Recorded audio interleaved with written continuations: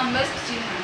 Lockdown के विशेष नियमों से आम लोगों पर हो रहे अत्याचार के संबंध में आज हम चर्चा करेंगे। एडवोकेट आसनसोल कोर्ट, पश्चिम बंगाल। सर, आपसे हमारा पहला प्रश्न है, लॉकडाउन के समय सभी सरकारों ने लोगों को घर में रहने हेतु कई नियम बनाए तथा समय समय पर जारी किया। पुलिस ने कई जगहों पर लोगों के साथ अमानवीय अत्याचार किया। मास्क पहनने के नाम पर पिटाई की गई। तपती सड़क पर खुले बदन लौटाया गया। इसे आप संविधान के अनुसार कैसे देखते हैं?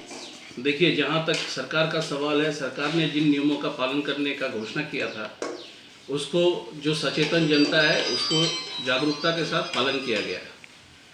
लेकिन जहाँ तक कुछ लोगों का बात है, वो लोग लॉकडाउन का जो सरकार की घोषणाएं थी उसका उल्लंघन भी किया गया।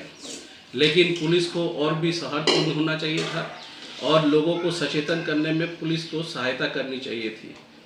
पुलिस ने जिस तरह से अमानविक अत्याचार कुछ जगहों पे किया है वो निंदनीय है और हम आशा करेंगे कि पुलिस जो एक दायित्वशील समाज के अंश के लोग होते हैं वो भविष्य में ऐसे गलत कदम ना उठाए और गरीब जनता को सचेतन करके इस जो महामारी का जो समय है उससे किस तरह बचा जाए, उसके और भी कई उपाय हैं अत्याचार के सिवा, उसको पालन करने का उचित है।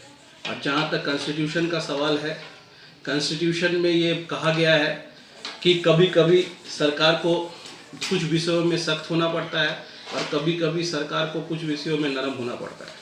और हम चूँकि ह्यूमन बीइंग हैं, हमारी ह्यूमैनिटी और नेचर के ऊपर एक दायित्व है और उस दायित्व को हमें भी पालन करना होगा। और निश्चित तौर पे जो लोग कानून और आइन को अपने हाथ में लेते हैं उन लोगों को सचेतन करना हम लोगों के लिए ज़रूरी है।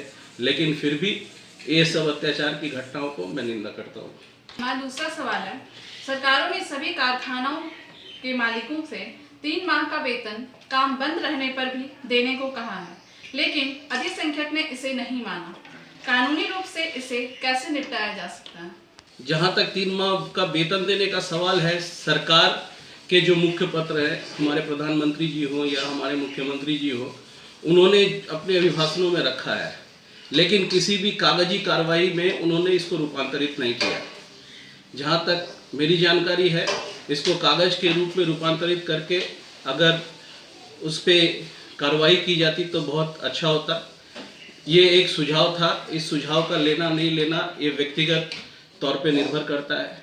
एक तरफ तो भाड़ा और मजदूरों का जो मासिक वेतन है वो देने की बात कही जाती है, दूसरी तरफ केंद्रीय सरकार कर्मचारियों और राज्य सरकार कर्मचारियों का वेतन कटौती किया जाता है। इस दो नीति के कारण समाज में बहुत तरह की विभ्रांति भी फैल रही है। हम सरकार से अनुरोध करेंगे कि अगर इस विषय को थोड़े कठोरता से और अपने जो लॉकडाउन के नियमों को आपने लिपिबद्ध किया है उस विषय को भी लिपिबद्ध करके इस पे कानूनी कोई परामर्श दे तो इससे इस विषय को और ज़्यादा शक्तिशाली मिलेगा। तीसरा सवाल है हमारा, अधिकतर मजदूर या मध्यम वर्ग के लोग भाड़े के घरों में रहते हैं। सरकारों ने 3 माह का भाड़ा नहीं लेने का आग्रह किया है, लेकिन मकान मालिक भाड़ा के लिए अत्याचार कर रहे हैं। मारपीट की भी सूचना मिली है। पुलिस से शिकायत करने पर कुछ भी नहीं हो पा रहा है। कानूनी रूप से इसे कैसे निपटाया जा सकता है? इस विषय का सवाल है, वो सरकार आग्रह कर रही है, किसी तरह का स्पेसिफिक गाइडलाइन सरकार ने नहीं दिया है। एवं आज भी कानून व्यवस्था के ऊपर जो लोग निर्भर हैं, पुलिस को किसी तरह स्पेसिफिक गाइडलाइन नहीं दिया गया है कि कोई अगर मालिक भाड़ा नहीं ज़बरदस्ती वसूल कर रहा है तो उसको किस तरह से उसको कानूनी रूप दिया जाए। इसीलिए इस पे ढिलाई हो रही है। सरकार से हम लोग अनुरोध करेंगे कि इसका कानूनी रूप दिया जाए और भाड़ा जो लोग ज़बरदस्ती मांग कर रहे हैं या वेतन की कटौती कर रहे हैं उन लोगों पे कानूनी कार्रवाई होनी जरूरी है। हमारा अंतिम सवाल है, लॉकडाउन से कानूनों को पालन करवाने में फिजिकल अत्याचार को आप किस रूप में देखते हैं? फिजिकल अत्याचार, किसी भी चीज़ को पालन करवाने में अगर अत्याचार होता है तो वो हमारे लिए निंदनीय है और हम लोग इसका समालोचना हमेशा करते आए हैं, भविष्य में भी करेंगे।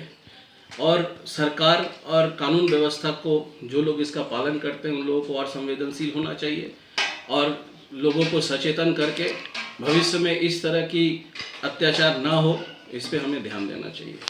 और हम जो लोग साधारण जनगण हैं उन लोग से भी अनुरोध करते हैं कि सरकार की दी हुई घोषणाएं गाइडलाइंस उनको माने, अपने को स्वस्थ रखें, अपने को सुरक्षित रखें, क्योंकि वर्ल्ड हेल्थ ऑर्गेनाइजेशन जिस तरह का गाइडलाइंस आप दे रहा है उसको पालन करके चलना ज़रूरी है। काहे कि आज भारतवर्ष में जिस तरह की हम लोगों का घनत्व है, पॉपुलेशन डेंसिटी जितना ज़्यादा है, उसके कारण ये जो महामारी है ये फैलने की संभावना बहुत ज़्यादा है। इसीलिए वर्ल्ड हेल्थ ऑर्गेनाइजेशन के गाइडलाइन को आप लोगों को मान के चलना चाहिए और भविष्य में इस तरह का अत्याचार ना हो इसके ऊपर थोड़ा ध्यान देना चाहिए। आज से हमारे साथ जुड़ने के लिए